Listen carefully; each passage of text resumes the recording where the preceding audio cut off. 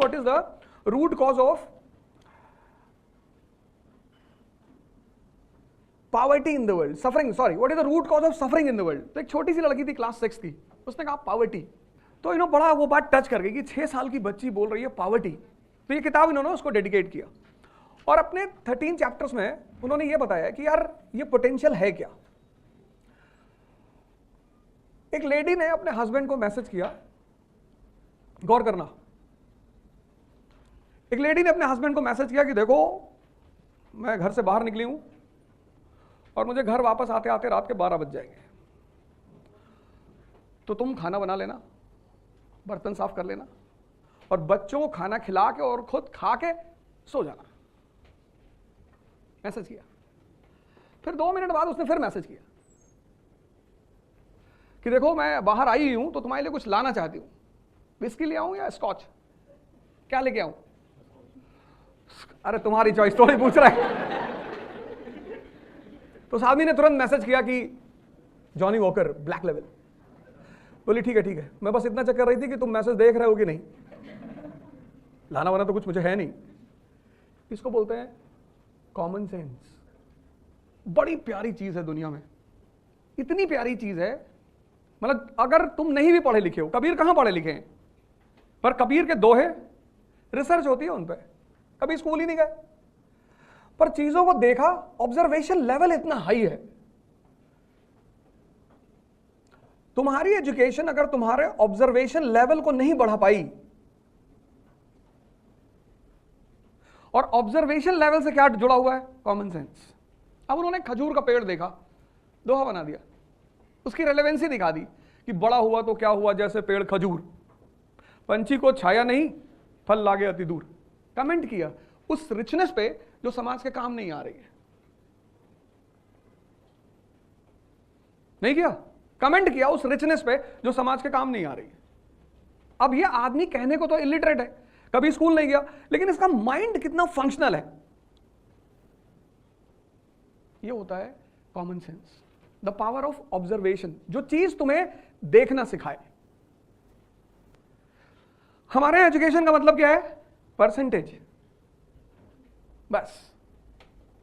जबकि जिंदगी में कहीं भी अगर परसेंटेज काम आता होगा तो 2-3 एग्जामिनेशन है इंडिया में, उसमें से एक है AFMC, मिलिट्री का जो मेडिकल एग्जाम होता है, या बहुत सारे कॉलेजेस में तुम्हें परसेंटेज के नाम पे एडमिशन मिल जाती है। लेकिन जिंदगी में जो युद्ध है, जूझना जिसको कहते हैं, जो तुम अब फेस करना शुरू कर चुके होगे, उसमें कहां परसेंटेज काम आता है? उसमें सिर्फ एक ही चीज काम आती है, पर्सनैलिटी। एक छोटा सा एग्जांपल, कितने सारे लोग सिर्फ इस बात पर परेशान होंगे कि ऑप्शनल क्या रखूं। कहने की कोई बात ही नहीं है।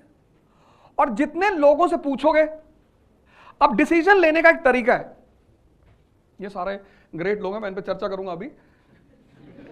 मैं आज बड़ी सारी बातें बताऊंगा। मुझसे कोई पूछ रहा था कि आप अनअकैडमी क्यों आए? अरे भैया पैसा ज्यादा मिल रहा है।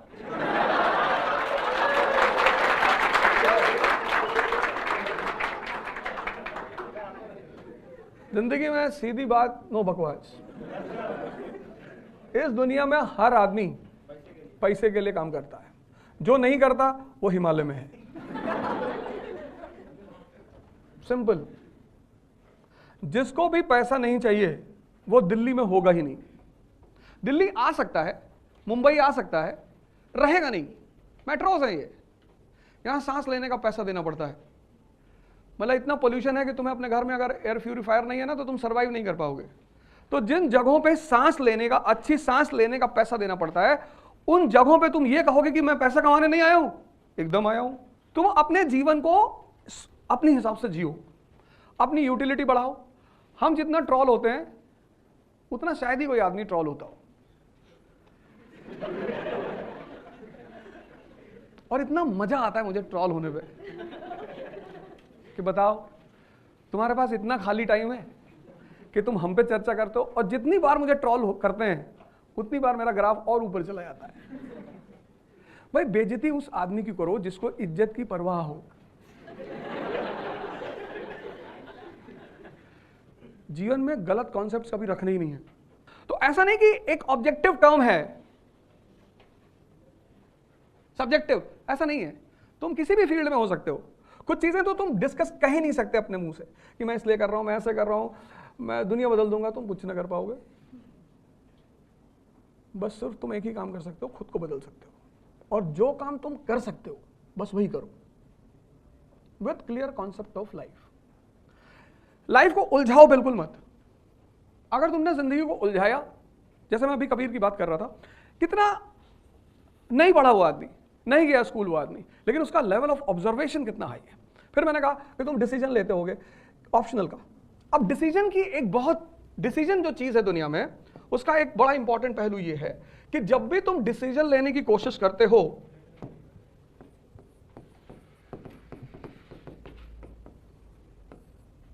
,95% लोग दुनिया में डिसीजन जब लेते हैं तो यूटिलिटी के बेसिस पे नहीं लेते हैं, प्रॉफिट के बेसिस पे लेते हैं कि अच्छा क्या है। अब मान लो तुमने ज्योग्राफी और सोशियोलॉजी दो सब्जेक्ट का अच्छा सोच रहे हो, अच्छा पहला पर्सपेक्टिव तुमने लिया कि दोनों में अच्छा सब्जेक्ट कौन सा है, तुम कभी डिसीजन नहीं ले पाओगे, क्योंकि दोनों अपनी अपनी पर्सपेक्टिव पे दोनों में कुछ ना कुछ खासियत है। तो फिर डिसीजन लिया किस पे जाता है, यूटिलिटी पे, यूटिलिटी पे, रेलेवेंसी पे, चॉइस पे। जित 95% लोग इस पे लेना चाहते हैं, इस पे, और हर चीज में कुछ ना कुछ गुड पार्ट है, कुछ ना कुछ ग्रे पार्ट है, बैड तो होता ही नहीं किसी में। तो जब तुम गुड लेने की कोशिश, गुड इस बेसिस पे जब तुम डिसीजन लोगे तो तुम्हें लगा यार ज्योग्राफी एक बड़ा पोर्शन जीएस में आता है, ज्योग्राफी का बड़ा प्यारा कनेक्शन है इकोनॉमी से, ज्योग्राफी जिसकी क्लियर है उसको आईआर में तो इतने नंबर मिलेंगे। आईआर है क्या, what is international relation, it completely depends upon geography. भाई हमें सबसे ज्यादा दोस्ती तो गल्फ कंट्रियों से रखनी है ना। अगर हम आज की डेट में गल्फ कंट्रियों से दुश्मनी कर लें तो इस देश में तो अंधेरा फैल जाएगा। लेकिन फिर अगर तुम दूसरी तरफ आ जाओ, मॉडर्न वर्ल्ड पूरा सोशियोलॉजी पे खड़ा है, एक एस्से का पोर्शन तुम्हें यहां से मिल सकता है, सोशल इश्यूज का पोर्शन ज्योग्राफी जीएस में है, फंस गए ना। इसलिए जब भी डिसीजन लो, इसी को कबीर ने बड़े प्यार से समझाया, बहुत प्यार से। कबीर ने कहा कि चलती चाकी देख के दिया कबीरा रोए, और दो पाटन के बीच में साबुत बचा न कोई। सबके साथ यही हाल है। इस लेवल पे तुम जब भी डिसीजन लेने की कोशिश करोगे, तुम डिसीजन ले ही नहीं पाओगे, पॉसिबिलिटी ही नहीं है। तुम देखो तुम्हारी चॉइस क्या है, तुम्हें सोशियोलॉजी अच्छा लगता है, बहुत अच्छी बात।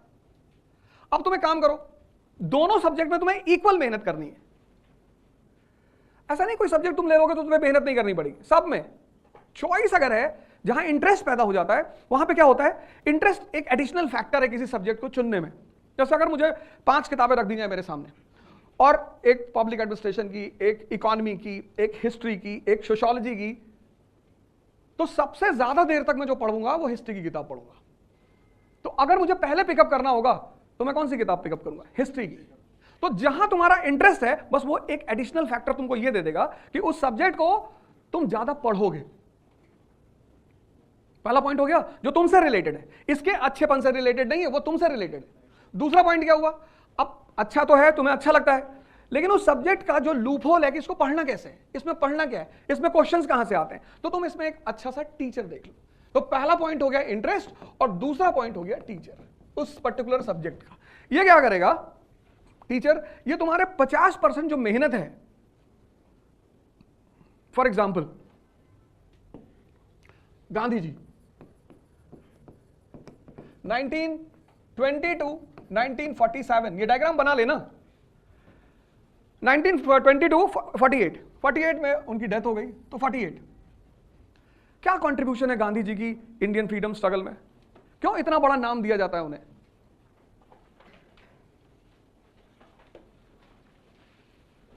बाहर जाओगे तो लोग बहुत गाली देते हैं गांधी को, इंडियन पब्लिक है तो बहुत सारे लोग उनको बहुत गाली देते हैं, अरे भैया बहुत बदतमीज आदमी थे। इस दुनिया की दूसरी सबसे बड़ी खासियत जज बनती है, जज। यहां हर आदमी जज है, ये आदमी बुरा है, ये आदमी अच्छा है, ये ऐसा है। तुम्हारे काम का है कि नहीं। अन अकेडमी मेरे काम की हो गई, मैं अन अकेडमी के साथ अच्छा बुरा कुछ होता ही नहीं। दुनिया में 4-5 वर्ड है, उसमें से एक वर्ड है I. R is equal to I. Relation depends upon interest. China से कितना मतभेद होता है हमारा, कितना डिस्प्यूट होता है हमारा, लेकिन क्या हम चाइना से अपने सारा ट्रेड बंद कर सकते हैं? आज बंद कर दो चाइना से सारा ट्रेड, कल इंडिया में सिविल वॉर हो जाए। वो तुम्हारे चौराहों पे जो स्प्रे करके ग्लास कारों का शीशा साफ करते हैं ना बच्चे, 100-100 रुपए में जो बेचते हैं, वो भी मेड इन चाइना है। आज बंद कर दो पूरा ट्रेड चाइना से। आज देखो उसने अपनी यूटिलिटी पैदा कर रखी है। तो भले उसने शिमला एग्रीमेंट को वायलेट किया 1914 और तिब्बत पे कब्जा कर लिया, लेकिन तुम उससे दुश्मनी नहीं कर पा रहे हो। क्यों? क्योंकि वो तुम्हारे लिए यूजफुल है। यही तो है। तुम आज पाकिस्तान से कितना भी झगड़ा कर लो, दरवाजे बंद हैं, कोई ट्रेड नहीं हो रहा है। क्यों? यूजफुल नहीं है। पाकिस्तान से ज्यादा बदतमीजी चाइना करता है इंडिया के साथ, ज्यादा। शिमला एग्रीमेंट 1914, तिब्बत बिल भी, the buffer between China and India, violate किया, तिब्बत पे कब्जा किया। अभी एलएसी पे देखो रेगुलर टेंशन चलती है, रेगुलर। डोकलम में दिक्कत पैदा की, कश्मीर को स्टेपल वीजा देना शुरू किया। क्या नहीं करता चाइना? जहां भी इंडिया खड़ा होने की कोशिश करेगा, इंडिया के खिलाफ आगे खड़ा हो जाएगा। लेकिन फिर भी हम चाइना से अपना बॉर्डर नहीं बंद करते। क्यों? यूजफुल है। हम बोइंग नहीं बना सकते, खिलौना तो बना सकते हैं ना। तुम जाओ मार्केट में, सारे खिलौने मेड इन चाइना है। टॉय मार्केट पे उसका कब्जा है, बाकी तो मार्केट छोड़ ही दो। ये होती है यूटिलिटी। तुम्हारा कोई दुश्मन नहीं है इस दुनिया में। अगर तुम सोचते हो तो ये तैयारी छोड़ देना, ना कर पाओगे। तुम्हारा कोई दुश्मन ही नहीं है ही नहीं। और अननेसेसरी किसी से दुश्मनी करोगे, वो तुम्हारे दिमाग में आके बैठ जाएगा। वो तुम्हारा ये चक्रा जो है इसको ब्लॉक कर देगा, वो तुम्हें सोचने नहीं देगा। अमेरिका कोई दुश्मन है? अमेरिका कोई दोस्त है? America is completely a capitalist country. Capitalism की गोद में पैदा हुआ अमेरिका। उसकी मां कैपिटलिज्म, उसका बाप इंडस्ट्रियल रेवोल्यूशन।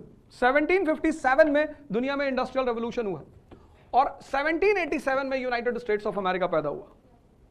नो, इसलिए इस कंट्री की जो इथिक्स है वो ईस्ट की इथिक्स से बिल्कुल अलग है। यहां पर ईस्ट में प्रोस्टिट्यूशन पाप है। आज भी भले लोग रेगुलर बैंकॉक जाएं, थाईलैंड जाएं, वो अलग बात कि वहां वो ध्यान करने जाते हैं, बुद्धिस्ट पगोड़ा है।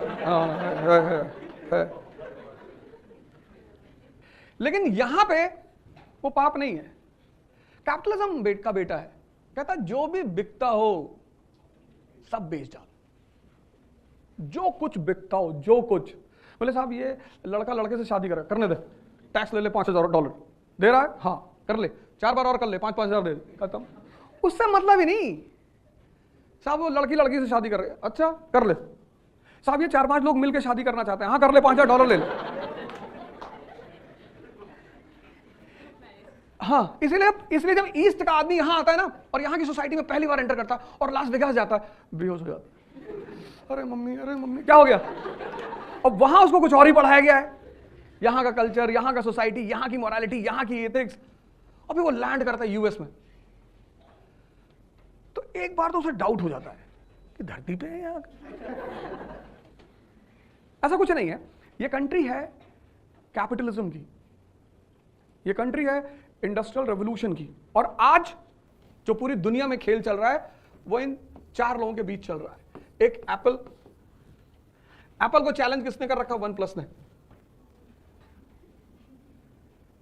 इस एप्पल और OnePlus के सामने एक आदमी खड़े होने की कोशिश कर रहा है।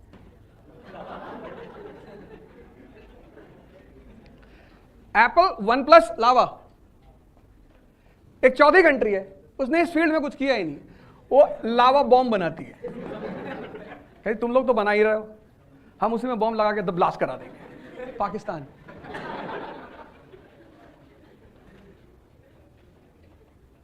यही तो है। आज कंपटीशन इन्हीं के बीच तो चल रहा है, आज सारा खेल इन्हीं के बीच का तो है। तो अब इस तैयारी का जो मतलब है प्रिपरेशन, बिना पढ़े तो तुम दे ही नहीं सकते। लेकिन सिर्फ पढ़ने से कुछ होगा ही नहीं।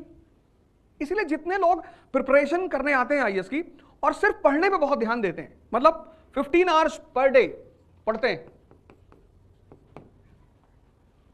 बहुत सारे लोग पढ़ते हैं, कुछ लोग तो धीरे जबान में 16 भी बोल देते हैं। अब अगर टॉपर हैं तब तो तुम कुछ बोलोगे नहीं। जो आईएएस का टॉपर कह दिया कि I used to study 19 hours, तो तुम भले ही सर झुका के कुछ उल्टा सीधा बोल लो, लेकिन उस वक्त मान लोगे कि पढ़ता होगा।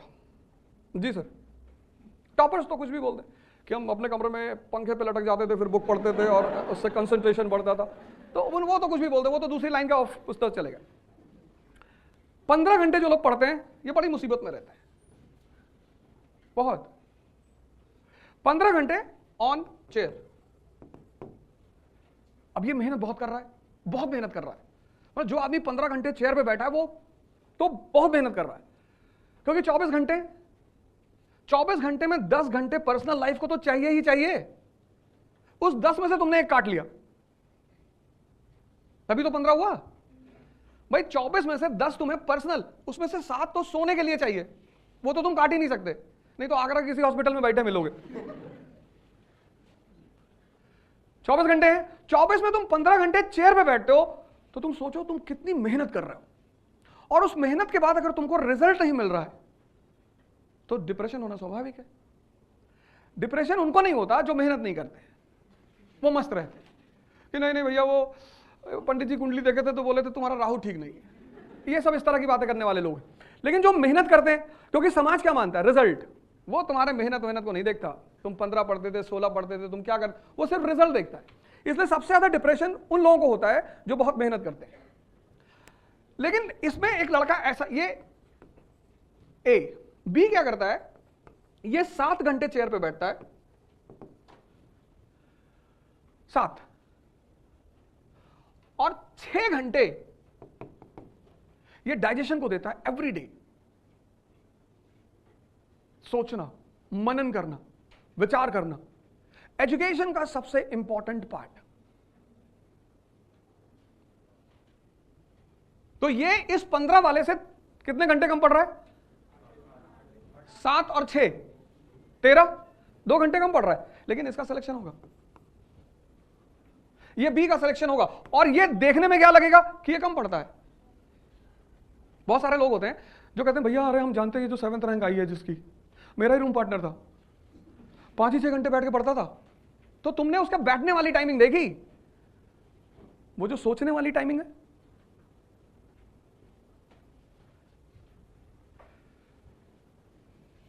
प्रिपरेशन एकदम डिफरेंट वर्ड है, एकदम डिफरेंट। मैंने कहा ना 1920 से 1948 गांधी जी ने ऐसा क्या कर दिया कि भारत की आजादी में उनको सबसे इंपॉर्टेंट स्थान दिया जाता है। Anyone in this class?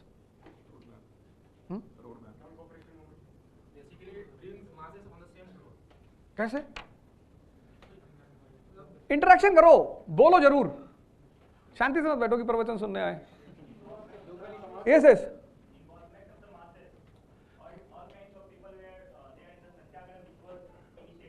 आराम से बैठो। इधर से कौन बोले? हाँ चलो खड़े हो जाओ। ये तो तुम नॉन कोऑपरेशन की बात कर रहे हो, ये तो तुम नॉन कोऑपरेशन की बात कर रहे हो, कहीं पढ़े हो कायदे से, इनकैश किया। देखो एक मिनट,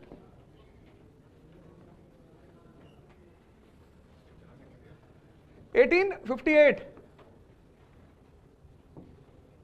पहली इंपॉर्टेंट पॉलिटिकल पार्टी कौन सी है इंडिया में? 66 पहली पार्टी है ईस्ट इंडिया एसोसिएशन। ये पहली इंपॉर्टेंट पॉलिटिकल पार्टी है।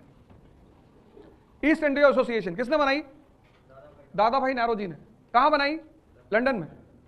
लेकिन अगर तुम 1866 का इंडिया देखो, गौर से सुनना कि पढ़ना, प्रिपरेशन किसको कहते हैं? What is preparation? अरे यार 1866 का India 90% illiterate, 90% suffering from poverty, and there is nothing called India. कुछ इंडिया जैसा है? नहीं है, ही नहीं। There is nothing called India. India जैसा कुछ है ही नहीं। अब देखो बैकग्राउंड देखो और फिर इस पॉलिटिकल पार्टी को देखो। अब सोचो तुम कि इंडिया जैसा कुछ है ही नहीं, 90% लोग इलिटरेट हैं और 90% लोग पॉवर्टी से सफर कर रहे हैं। तो उनकी इमीडिएट जरूरत क्या है? रोटी कपड़ा। उनसे अगर तुम जाके आजादी की बात करोगे, मारेंगे तुमको। तो ये पार्टी कहां बनी? लंदन में। देखो इंडिया में नहीं बनी, बनी नहीं सकती थी। कनेक्ट करो दोनों को, इन दोनों को कनेक्ट करो। इस बैकग्राउंड में क्या इंडिया में पॉलिटिकल पार्टी बनना संभव था?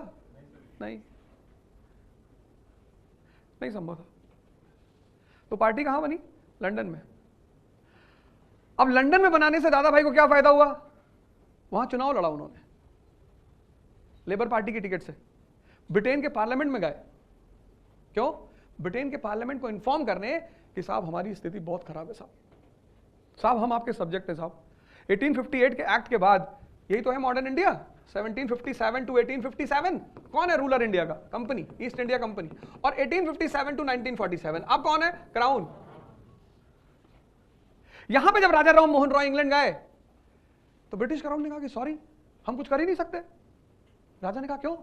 बोले यार तुम्हारा देश हमारी कब्जे में थोड़ी है, we are not ruling your country is ruled by a company, हम क्या करें?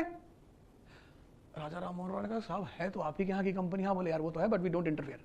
हालांकि ये कहना गलत था क्योंकि बोर्ड ऑफ कंट्रोल तो इन्होंने ही बनाया था। लेकिन जब यहां दादा भाई नेहरू जी पार्लियामेंट में पहुंचते हैं तो who is ruling the country? Crown. अब तुम थोड़ा सा आगे बढ़ो। अब देखो चेंज क्या पैदा हो रहा है। अब दूसरी इंपॉर्टेंट पॉलिटिकल पार्टी जो पैदा हो रही है आफ्टर दिस, उसका नाम क्या है? दूसरी इंपॉर्टेंट पॉलिटिकल पार्टी का नाम क्या है? Indian association. यह किस ईयर में बन रही है? 1876 में। इसको कौन बना रहा है? सुरेंद्र नाथ बैनर्जी और आनंद मोहन बोस। बैकग्राउंड अब भी वही है, बैकग्राउंड अब भी यही है। There is nothing called India, 90% illiteracy, 90% poverty. अब यहां पे क्वेश्चन खड़ा हो गया कि फिर ये पार्टी कैसे बन गई? अगर बैकग्राउंड सेम है, सेम बैकग्राउंड में कोई फर्क ही नहीं है, बैकग्राउंड वही है, तो मास्टर जब बैकग्राउंड वही है तब ये पार्टी कैसे बन गई? Necessity is the mother of invention, है ना? यही तो सेइंग है। Who is the mother of invention? Necessity. तो यहां कोई तो नेसेसिटी पैदा हुई होगी। कौन सी पैदा हुई? आजादी। आज तक लोगों को नहीं पता इस देश में आजादी क्या है। आज नहीं पता। आज 2023 डेमोक्रेसी बोलो लोगों को कि डेमोक्रेसी इज इन ट्रबल, सब एक दूसरे का मुंह देखेंगे कि कुछ बता रहा है भैया, कुछ कह रहा है, और तुम कह दो दलित इज इन ट्रबल, सब खड़े, मुसलमान इज इन ट्रबल, और ब्राह्मण इज इन ट्रबल,